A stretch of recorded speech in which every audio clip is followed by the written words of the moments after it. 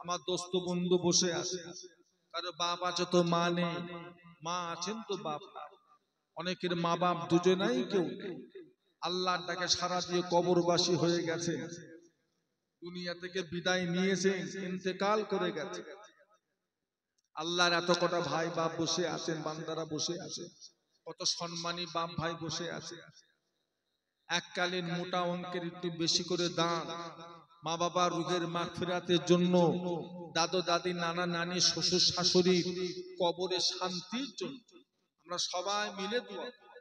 আপনার পরিবারের জন্য, আপনার আত্মীয় স্বজন কবরবাসীর জন্য। কে আছেন বা আল্লাহর এত কটা বান্দাদের ভিতরে সামনের বছর এই মাহফিলে ৫,০০০ টাকা দেবার মতো মানুষ?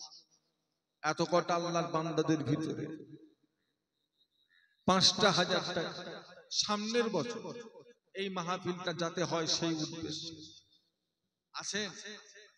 আমি আপনাদের গ্রামে প্রথম, আগে কখনো আসি নাই, আমি জানি না গ্রামের মানুষ কেমন, ধনী না গরিব না কেমন আমার জানা নাই। তবে মাশাআল্লাহ মাহফিলটা বেশ গোটা পাড়া জুড়েই হয়, লাইটিং করে মাইকিং করে সুন্দর করে সবাই গোটা পাড়াটাকে মিলিয়ে আল্লাহ করে সাজানো হয়। বলে আল্লাহর এত কটা বান্দাদের ভিতরে কে আছে সামনের বছরে মাহফিলে ৫,০০০ টাকা ওয়াদা করার মতো মানুষ কেউ আছেন? আল্লাহর কোনো বান্দা আমার বাপেদের ভিতরে, আমার ভাইজানদের ভিতরে, যাকে আল্লাহ দেওয়ার মতো আওকাত দিয়েছেন, যাকে আল্লাহ দেওয়ার মতো তৌফিক দিয়েছে, বলেন কে আছে? সামনের বছর এই মাহফিলটা যাতে হয় সেই উদ্দেশ্য, আশা নিয়ে, আকাঙ্ক্ষা নিয়ে, মুরব্বীদের রুহের মাগফিরাতের জন্য, মুরব্বীদের কবরের শান্তির জন্য এত কটা বাপ ভাইদের ভিতরে ২,০০০ টাকা দেবার মতো মানুষ কি আছেন বলেন তো দেখি? ২,০০০ টাকা,